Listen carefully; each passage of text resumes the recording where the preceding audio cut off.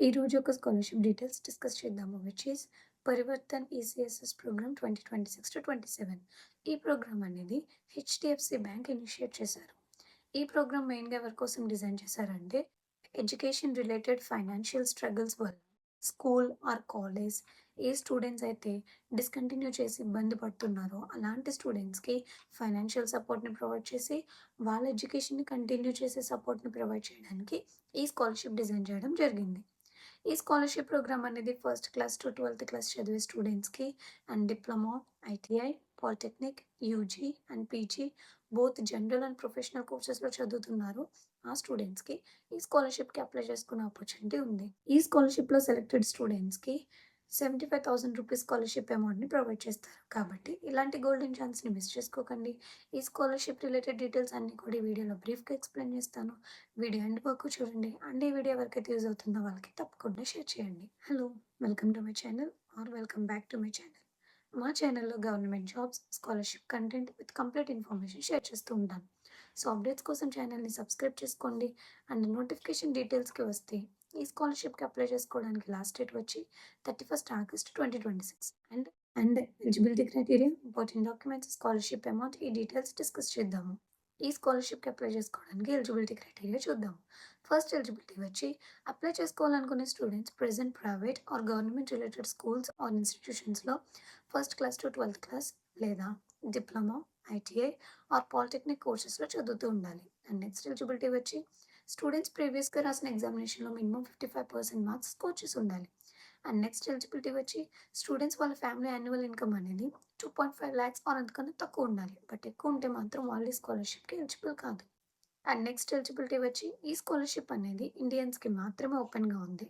And next eligibility వచ్చి ఈ స్కాలర్‌షిప్‌లో సెలక్షన్ ప్రిఫరెన్స్ అనేది లాస్ట్ 3 ఇయర్స్‌లో స్టూడెంట్స్ వాళ్ళ పర్సనల్ ఆర్ ఫ్యామిలీ క్రైసిస్ వల్ల school or college fee pay చేయడానికి ఇబ్బంది పడుతూ ఈ ఎడ్యుకేషన్‌ని డిస్కార్డ్ చేయాలనుకున్నారో అలాంటి స్టూడెంట్స్‌కి మెయిన్ ప్రిఫరెన్స్ ఇవ్వడం జరుగుతుంది.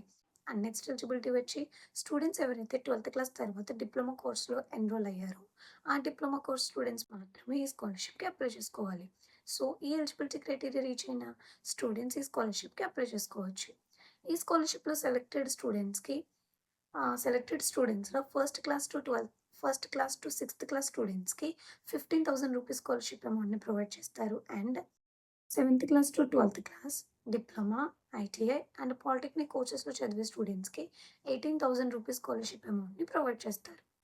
ఇప్పటి వరకు ఎలిజిబిలిటీ క్రైటీరియా చూసాము. ఇప్పుడు కావాల్సిన డాక్యుమెంట్స్ ఏంటో చూద్దాం. సో, అప్లై చేసుకోవడానికి కావాల్సిన డాక్యుమెంట్స్ వచ్చి first student recent passport size photograph submit చేయాలి. అండ్ నెక్స్ట్ ప్రీవియస్ ఇయర్ అంటే 2025-2026 అకాడమిక్ ఇయర్ మార్క్ షీట్స్‌ని సబ్మిట్ చేయాలి.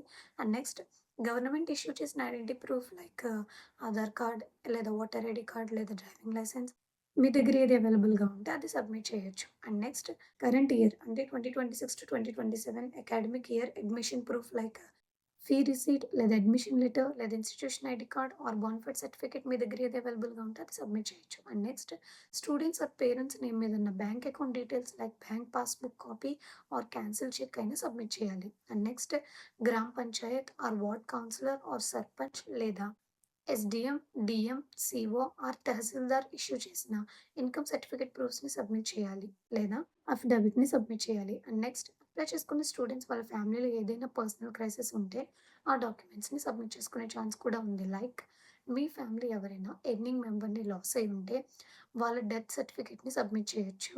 Are earning member job loss అయితే అఫీషియల్ ఎంప్లాయర్ లెటర్‌ని సబ్మిట్ చేయాలి. ఆర్ సెల్ఫ్ ఎంప్లాయ్‌మెంట్ ఫెయిల్యూర్ కేస్‌లో నోటరీ పబ్లిక్ నుండి నోటరైజ్డ్ అఫిడవిట్‌ని సబ్మిట్ చేయాలి. ఆర్ మీ ఫ్యామిలీలో earning member health issues or medical emergency కేసెస్‌లో సర్టిఫైడ్ డాక్టర్ నుండి తెచ్చిన మెడికల్ రిపోర్ట్ ఆర్ ప్రిస్క్రిప్షన్ డాక్యుమెంట్స్‌ని సబ్మిట్ చేయాలి. అండ్ నెక్స్ట్ నేచురల్ డిజాస్టర్ కేస్‌లో ఇంపాక్ట్‌ని కన్ఫర్మ్ చేసే అఫీషియల్ గవర్నమెంట్ డాక్యుమెంట్‌ని సబ్మిట్ చేయాలి.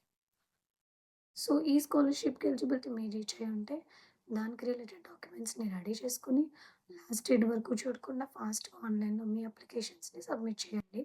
అండ్ మీకు ఈ స్కాలర్‌షిప్ రిలేటెడ్ ఎలాంటి డౌట్స్ ఉన్నా, you can comment down below your query. And for more such jobs and scholarship content, please subscribe to my channel. Thank you.